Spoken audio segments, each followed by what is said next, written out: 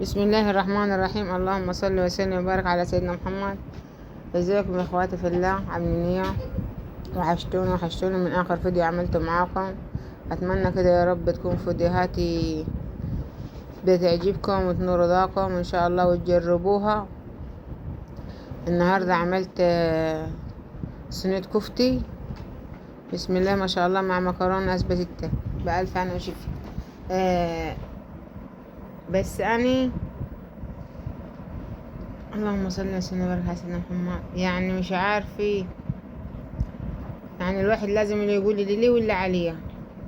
هي عمل شويه بقى طريه جدا من ايه، يمكن انا ما حطيت لها، مع اني ما حطيت لهاش البيكنج باودر، بس حطيت لها انا معلقتين بقسماط عشان انا واخداها من شيف ما شاء الله كبير، وانا شفتها بعيني وشفتها هو معملها من اولها لاخرها بصراحه، فعجبتني فقلت لازم اجربها الاولاد. هي الطعم بتاعها فوق الخيال. جبت هنيتي ب20 مكرونة اسباجيتي فالت، واديكم زي ما شايفين المية هي رايحة على الغليان، يعني عبال ما احطها ودقيقتين هتغلى على طول. وبعد كده اللهم صل على سيدنا محمد هنخلوها تطيب مع بعض. لازم نكسروها كده عشان متبقاش طويلة جوه، وبألف هنا وشوفوا لازم نقلبوها. وهناك حطيت معلقتين زيت، ومن البصلة بتاعت الكفتي انا خدت منها تحت المكرونة. عملت البصلة دي معاكم من البصل اللي هنتركوه مع بعض ضربت للكفتي، فقلت اعمل مكرونه الاول عشان بعد كده اشتغل في الكفته على طول. يعني البصلات دول انا حطيتهم لصلصه المكرونه، واخداهم من ايه، واخداهم من البصل اللي انا عملته للكفته.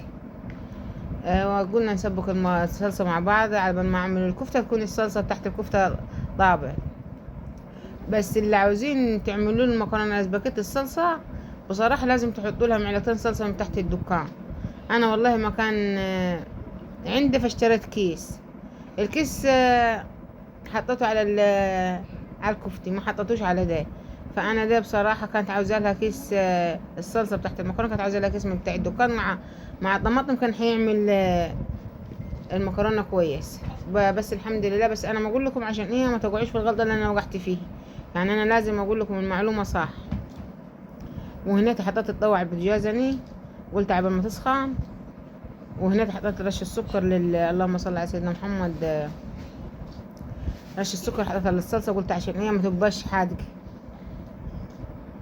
وهنا راح اجيب ديتي نص كيلو لحمه عجاله، ودي نص كيلو لحمه تاني برضو، فمش هعملهم كلهم، اني كنت هعملهم كلهم لقيتهم ما شاء الله الكميه كبيره جدا. طب انا هعمل كيلو حاي، قلت لا خساره اخليه لمره تاني ان شاء الله. وهاخد منه اللي هاخده والباقي راح احوشه ادي السوداني في الفريزر. شايفين لازم اللحمه لما نيجي نعملها كفتي سواء لحمه او فراخ لازم تبقى ايه فيها سن التلج كده، ما تبقاش عامله قوي عشان تعرف الكبه تفرمها. فانا حطيتهم في الكبه الكبيره ادينا هشوفه قدامكم. شايفين انا كميه البصل ده، كميه البصل ده كبيره كميه البصل ده طلعت كبيره على الكفتة. فانت تحطوا بصلايه واحده بس صفوا ميتها جامد. انا هاخد منها ده البصل ده هاخد منها لهنا قدامكم لصلصه المكرونه. يعني بعد ما عملت الكميه دي اخدت منها صلصه المكرونه. ولازم البصل نصفوه جامد جدا عشان هي ما ينزلش ميته على الكفتة. اللهم صل على سيدنا محمد وعلى سيدنا محمد. بالله عليكم تدعوا الله بثالثه ثانوي. خلاص الحمد لله، ربنا يكرمهم ويوقف معاهم ان شاء الله، لان المواد نازله صعبه جدا جدا، وربنا يوفقهم ويوقف معاهم ويكرمهم ان شاء الله ويديم على كده تعبهم. هناك انا ما حطيتش اللحمه حيه، قلت عشان الكبه هتعرف تفرمها، يعني قطعتها مكعبات كديتها. والكبه برضك عملت الهين الصح، وبرضه ما فرمتهاش، نزلت مع الكبه الصغيره اللي هي فرمت فيها البصل. بس ما رضيش يعني انا اطلع واعمل قدامكم، فانا ضربت، انا حطيتهم قدامكم في الكبيره ما رضيتش تفرمهم، مش عارفه الكميه صغيره عليه ولا، مع انه ما شاء الله لما حطيتهم جو فوق السكينه التاني. بس الحمد لله عملناهم والحمد لله وبألف هنا وشفا علينا وعليكم. يا رب كده الفيديو يعجبكم من رضاكم. وان شاء الله كده هتطلع معاكم زي العسل. ولازم انتوا تحطوا لها معلقه بيكنج باودر، لان انا ما كانش عندي والله. وعلى بال ما اروح العيال يروحوا السوبر ماركت وياجوا يكون الوقت خلاص عدى وجوزي جاي من الشغل. فالحمد لله انتوا برضك زي ما انا قلت لكم عشان ما تقعوش في نفس الغلطه. هي المفروض تحط لها فلفل حامي كبير، انا ما كانش عندي فلفل حامي من اللي هو الكبير، حطيت لها من دول الصغيرين. بنتو انا حطيت لها هي تاني، حطيت لها كزبره شبت وبقدونس. المفروض هي تحط لهاش شبت ولا بقدونس، المفروض تحط لها فلفل. يعني انتوا ان شاء الله لما تجربوها تحطوا لها ايه، تحطوا لها فلفل بدل الشبت والبقدونس. اللهم صل على سيدنا محمد. ما تنسوش لو وصلتوا معي لحد هناك هنعصر البصل عشان لما نجي نصبع الكفتة. الكمية ده كلها انا محطتهاش على الكفتة كلها، خدت منيها لصلصة المكرونة. وهنا عصرنا مية البصل هننزل عليهم بمعلقة عصير طماطم وشوية زيت. وهنا موريكم شبت البقدونس.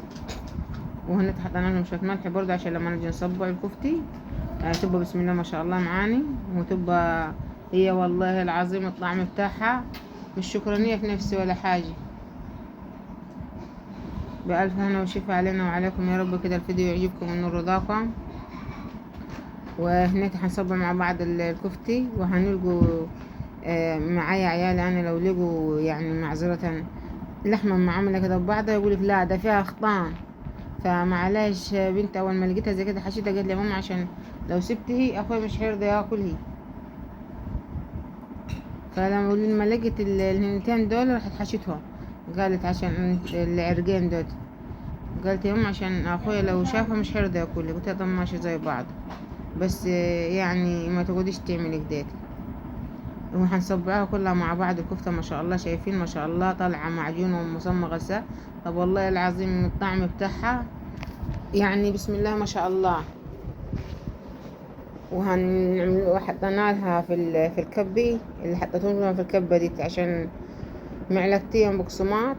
والمفروض كنت حطيتهم بعدين ان اثناء ما هعجنها كنت حطيتهم. فانا هي بنت غلطت وراحت حطيتهم معاه. قلت لها يا ماما ده مش ما يتحط كده، ده ما يتحط بعد ما يطلع من الكبة. وقالت لي خلاص يا ماما انتوا بس سجلوا بقليهم معلقتين بقسماط وبهارات فراء بهارات معذرة بهارات كفتي وسبع بهارات. هذا اللي حطيناه مالح بس على كده، ما فيش حاجة تاني. فانا زي ما قلت لكم في اول الفيديو بسم الله ما شاء الله الله اكبر اللهم بارك. بألف هنا وشفا علينا وعليكم. واتمنى يا رب الفيديو يعجبكم وينور رضاكم ان شاء الله. شايفين ما شاء الله طلع حلوة ازاي. وهناك بعد ما خلصناها خالص اديني بوريها لكم. شايفين ما شاء الله الكمية اللي رموها ما شاء الله. بألف هنا وشفا علينا وعليكم. يا رب الفيديو يعجبكم وينور رضاكم. واتمنى كده ان شاء الله تسمعوا الفيديو لحد الاخر وتشتركوا في القناه فضلا وليس سمرة. وهنا الضوء خلينا الزيت زخم فيها خالص. شايفين ما شاء الله. وبسم الله ما شاء الله اللهم بارك علينا وعليكم. وانتوا بس انا ما اقول لكم لو حبيتوا تعملوها تحطوا معلقه بيكنج باودر لازم. وتحشروا البصل كويس عشان ما يخلاش تبقى ضريه. لان انا لما بكميه البصل ده كترت عرفت انها من اللهم صل على سيدنا محمد من البصل. شايفين ما شاء الله من كتر الطراوه بتاعتها معمولية. بس الطعم بتاعها في حتة تانية ما شاء الله. بألف هنا وشفا علينا وعليكم. يا رب كده الفيديو يعجبكم وينور رضاكم ان شاء الله. وما تنسوش لو وصلتوا معي لحد هنا تشتركوا في القناة فضلا وليس امرا وتحطوا اللايك. واتمنى كده تدوسوا على الكل عشان يوصلكم كل جديد من قناة مطبخ الطيبين. ويا رب الفيديو يعجبكم وينور رضاكم بإذن الله. واحنا بنقلبهم دلوقتي مع بعض واحدة بواحدة عشان زي ما انا قلت لكم البصل بتاعتها المفروض انا كنت حطيت بصلة واحدة دول عشان البصل برضه عشان هنحط لها طماطم محصورة.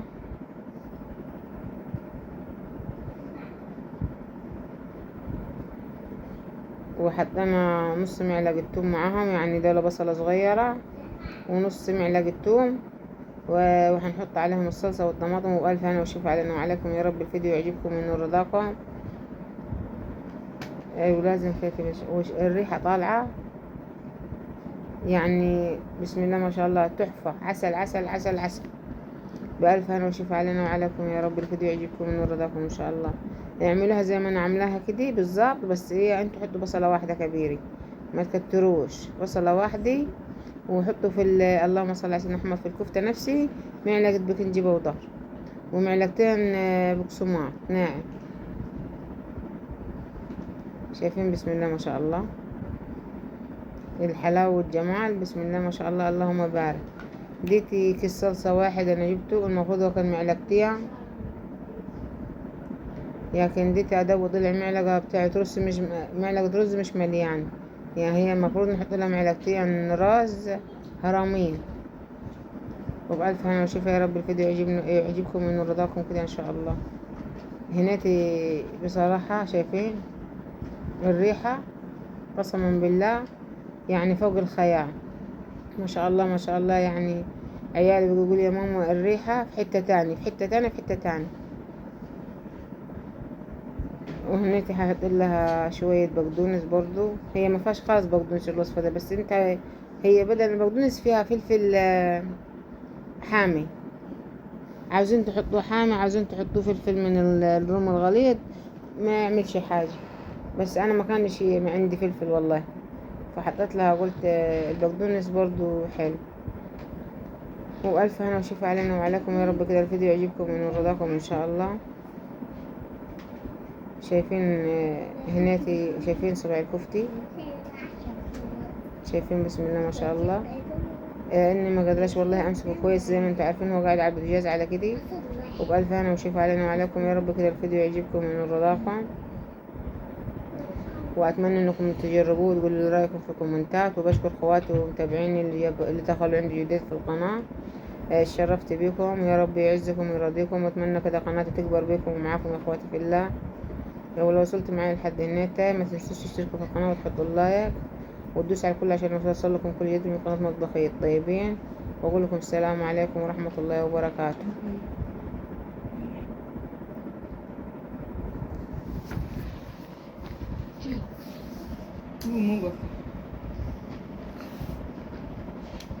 خلصت الحمد لله.